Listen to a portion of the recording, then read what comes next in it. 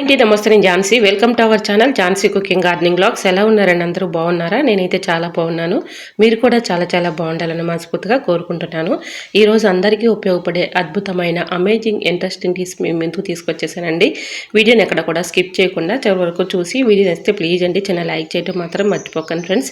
First time మన channel ఎవరైనా చూస్తుంటే ప్లీజ్ అండి ప్రీవియస్ వీడియో చూసి మీకు నచ్చితే ఛానల్ని సబ్స్క్రైబ్ చేసుకోండి. ఇంకా ఫస్ట్ టిప్ని తెలుసుకుందాం. షుగర్తో ఎక్కువగా బాధపడే వాళ్ళకి ఈ టిప్ చాలా బాగా యూజ్ అవుతుందండి. ఇలా బెండకాయలని తీసుకొని ఇలా శుభ్రంగా వాటర్లో కడిగేసుకున్న తర్వాత వీడియోలో చూపించిన విధంగా ఇలాగా ముక్కలు అయితే కట్ చేసుకోవాలండి. ఇలాగ పుచ్చులు ఏమైనా ఉన్నాయేమోనని చెక్ చేసుకుని ఈ విధంగా కట్ చేసుకోవాలి.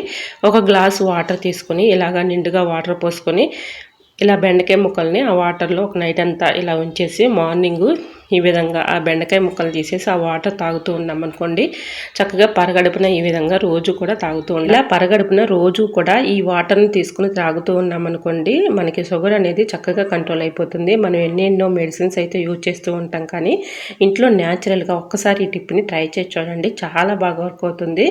ఇలాగ బెండకాయ ముక్కల్ని వాటర్లో ఒక నైట్ అంతా ఇలా ఉంచేసి మార్నింగ్ ఈ వాటర్ని పరగడుపున తీసుకుని తాగుతూ ఉన్నాం అనుకోండి, చక్కగా కంట్రోల్లోకి వచ్చేస్తుందండి. ట్రై చేయండి, చాలా బాగా వర్క్ అవుతుంది. ఇలా ఈ బెండకాయ ముక్కలన్నింటిని కూడా తీసేసి వాటర్ వరకు తీసుకోవాలండి.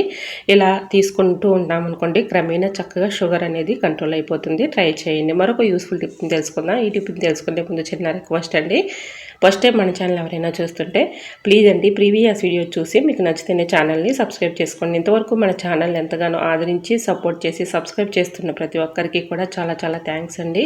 ఇలానే సపోర్ట్ చేయండి. మన ఛానల్ ఇంకా మంచి మంచి టిప్స్ షేర్ చేస్తూ ఉంటాను. ఇంకా నెక్స్ట్ టిప్ని తెలుసుకుందామండి. ఇప్పుడు ఎక్కువగా ఈగలు దోమలు ఎక్కువగా వచ్చేస్తూ ఉంటున్నాయి కదండి, చాలా ఇబ్బంది పడిపోతూ ఉన్నాము. కిచెన్లో ఇలా ఈగలు దోమలు రాకుండా ఉండాలి అంటే ఏదైనా ఒక బౌల్ తీసుకుని దానిలో ఇలా కొన్ని వాటర్ పోసేసి దానిలో 3 కర్పూరం బిళ్ళలు వేసేసి ఇలా కిచెన్లో పెట్టేసామనుకోండి, వీటి ఘాటుకి స్మెల్కి దోమలు కానీ ఈగలు కానీ రాకుండా ఉంటాయండి. ట్రై చేయండి. అవి ఎక్కువగా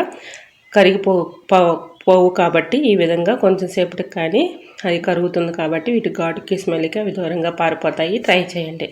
మరొక యూస్ఫుల్ టిప్ని తెలుసుకుందాం.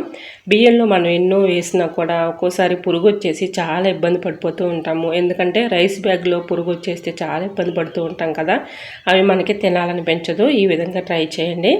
ఏదైనా ఒక పేపర్ తీసుకొని దానిలో ఒక 1 టీ స్పూన్ పసుపు, 4 లవంగాలు, 4 మిరియాలు ఈ విధంగా వేసేసుకొని పొట్లం కట్టుకొని అక్కడక్కడ సిజర్తో హోల్స్ పెట్టుకోవాలండి.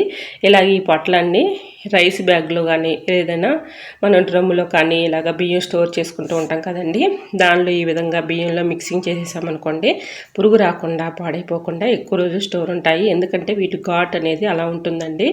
వీటి ఘాటుకి స్మెల్కి అవి దూరంగా పారిపోతాయి. అలానే వీటి ఘాటు స్మెల్కి అవి రావండి. సో తప్పకుండా ట్రై చేయండి, చాలా బాగా వర్క్ అవుతుంది. మరొక యూస్ఫుల్ టిప్ని తెలుసుకుందాం. ఎండుమిర్చి మనకి పాడవకుండా ఎక్కువ రోజు స్టోర్ ఉండాలంటే ఈ చిన్న టిప్ని ట్రై చేయండి.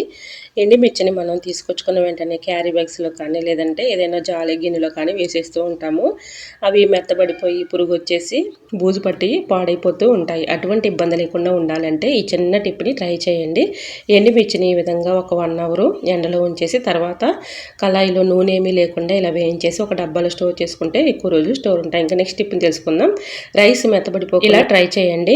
ఉదయం వండిన రైస్ మధ్యాహ్నానికే మెత్తబడిపోతూ ఉంటుంది కదండి, అలా లేకుండా ఉండాలంటే ఇలా ఒక ప్లేట్ తీసుకుని దాని నిండుగా వాటర్ పోసుకుని రైస్ గిన్నె అందులో పెట్టేసామనుకోండి, చీమలు ఎక్కకుండా ఉంటాయి, అన్నం కూడా మెత్తబడిపోకుండా ఉంటుంది. ట్రై చేయండి. మరొక యూస్ఫుల్ టిప్ని తెలుసుకుందాం. చిన్న పెద్ద వయసు తేడా ఏమీ లేకుండా ప్రతి ఒక్కరికి కూడా ఇప్పుడు గ్యాస్ ప్రాబ్లం ఎక్కువైపోతుంది కదండి, ఎన్నెన్నో ట్యాబ్లెట్స్ వేస్తూ ఉంటారు. అటువంటి ఇబ్బంది లేకుండా ఉండాలంటే ఈ చిన్న టిప్ని ట్రై చేయండి. ఎటువంటి ట్యాబ్లెట్స్తో పని లేదు, చక్కగా తగ్గిపోతుందండి. నిజంగా చెప్తున్నాను, ఎక్కువగా నేను ఇదే ఫాలో అవుతూ ఉంటానండి. నాకు కూడా కొంచెం గ్యాస్ ప్రాబ్లం అనేది ఉంది. సో ఇలా నేను ట్రై చేసిన తర్వాత చాలా వరకు కూడా కంట్రోల్ అయిపోయింది. ఈ విధంగా ఒక గిన్నె తీసుకొని ఇలాగా ముందుగా 1 స్పూను వాము, 2 స్పూన్ల జీలకర్ర వేసేసుకొని వేయించేసుకొని ఏదైనా ఒక గిన్నెలో వేసుకొని ఇలాగ మరిగించుకున్న ఈ వాటర్ని ఇలా స్ట్రైన్ చేసేసి ఉదయం పరగడుపున ఈ వాటర్ తీసుకుని తాగుతూ ఉన్నామనుకోండి, గ్యాస్ ప్రాబ్లం అనేది తగ్గిపోతుంది. ట్రై చేయండి. ఇంకా నెక్స్ట్ టిప్ని తెలుసుకుందాం. చింతపండు పాడవకుండా ఎక్కువ రోజులు స్టోర్ ఉండాలంటే ఈ చిన్న టిప్ని ట్రై చేయండి. చింతపండుని ఈ విధంగా ఇలా అతుక్కుపోయి ఉంటూ ఉంటాయి కదండి, ఇలా అతుక్కుపోయినటువంటి రెబ్బల్ని ఈ విధంగా సపరేట్ చేసేసుకుని ఇలా ఎండుమిర్చి తీసుకుని ఎండుమిర్చిని ఇలా సగానికి తుంపేసి చేసి ఆ సీడ్స్ని దానిపైన వేసామనుకోండి చక్కగా మనకి పురుగు పట్టకుండా పాడవకుండా నల్లపడిపోకుండా ఇలా చింతపండు ఎక్కువ రోజు స్టోర్ ఉంటుందండి. ట్రై చేయండి. మరొక యూస్ఫుల్ టిప్ని తెలుసుకునే ముందు చిన్న రిక్వెస్ట్ అండి, ఫస్ట్ టైం మన ఛానల్ ఎవరైనా చూస్తుంటే ప్లీజ్ అండి ప్రీవియస్ వీడియో చూసి మీకు నచ్చితేనే ఛానల్ని సబ్స్క్రైబ్ చేసుకోండి. ఇంకో నెక్స్ట్ టిప్ని తెలుసుకుందాం. ఇలా కరివేపాకు పైన రైస్ వేయండి, చూస్తే ఖచ్చితంగా ఆశ్చర్యపోతారు. ఈ టిప్ తెలుసుకునే ముందు చిన్న రిక్వెస్ట్ అండి, ఈ టిప్స్ అన్నింటిలో ఏ టిప్స్ అయితే యూస్ఫుల్గా ఉన్నాయో ఏ టిప్స్ అయితే నచ్చాయో తప్పకుండా కమెంట్ సెక్షన్లో కమెంట్ చేయడం మాత్రం మర్చిపోకండి ఫ్రెండ్స్. కరివేపాకు పాడవకుండా ఉండాలంటే ఏదైనా ఒక బాక్స్ తీసుకుని దాని అడుగున ఇలా టిష్యూ పేపర్ కానీ న్యూస్ పేపర్ కానీ వేసుకుని దానిపైన కరివేపాకు పెట్టుకుని దానిపైన కూడా కొన్ని రైస్ వేసేసుకున్నాం అనుకోండి ఇలా ఫ్రిడ్జ్లో పెట్టుకుంటే పాడవకుండా ఉంటుంది. ట్రై చేయండి. మరొక యూస్ఫుల్ టిప్ని తెలుసుకుందాం. ఈ టిప్ని తెలుసుకునే ముందు చిన్న రిక్వెస్ట్ అండి, ఇంతవరకు మన ఛానల్ ఎంతగానో ఆదరించి సపోర్ట్ చేసిన ప్రతి ఒక్కరికి కూడా చాలా చాలా థ్యాంక్స్ అండి. ఇలానే సపోర్ట్ చేయండి. మన ఛానల్ ఇంకా మంచి మంచి న్యూ టిప్స్ షేర్ చేస్తూ ఉంటాను. వీడియో నచ్చితే ప్లీజ్ అండి చిన్న లైక్ చేయడం మాత్రం మర్చిపోకండి ఫ్రెండ్స్. లెమన్స్ అయితే మనం ఇప్పుడు సమ్మర్ కదండి ఎక్కువగా ఫ్రిడ్జ్లో స్టోర్ చేసుకుంటూ ఉంటాం కదా, ఒక్కోసారి గట్టి పడిపోయినట్లుగా ఉంటూ ఉంటాయి. ఎటువంటి ఇబ్బంది లేకుండా ఉండాలంటే ఇలా అరచేతితో కింద పెట్టేసి ఇలా రబ్ చేస్తూ ఉన్నామనుకోండి రసం అంతా కూడా చక్కగా వచ్చేస్తుంది. సో యూజ్ అవుతుంది అనుకుంటే తప్పకుండా ట్రై చేయండి. చూసారా ఈ విధంగా గట్టి పడిపోయిన నిమ్మకాయల్ని ఇలా ట్రై చేయండి, చాలా బాగా వర్క్ అవుతుంది. ఇంకా నెక్స్ట్ టిప్ని తెలుసుకుందాం. మినపప్పు మనకి త్వరగా నానాలి, ఒక 1 అవర్ లోపలనే నానాలి అనుకున్నప్పుడు ఈ చిన్న టిప్ని ట్రై చేయండి. ఇలాగ మినపగుళ్ళు నానబెట్టుకున్నప్పుడు ఇనప వస్తువులు కానీ చాకులు కానీ ఇందులో వేసామనుకోండి త్వరగా నానిపోతుంది. మనకి ఎటువంటి ప్రాబ్లం లేకుండా చాలా ఈజీగా సింపుల్గా మన పని అయితే ఈజీగా చేసుకోవచ్చు. ఇంకా నెక్స్ట్ టిప్ని తెలుసుకుందాం. నిమ్మకాయలు మనం యూజ్ చేసిన తర్వాత పడేస్తూ ఉంటాం కానీ చాలా చక్కగా యూజ్ చేసుకోవచ్చండి. నిమ్మ తొక్కలను పడేయకుండా ఈ విధంగా యూజ్ చేసుకోవచ్చు.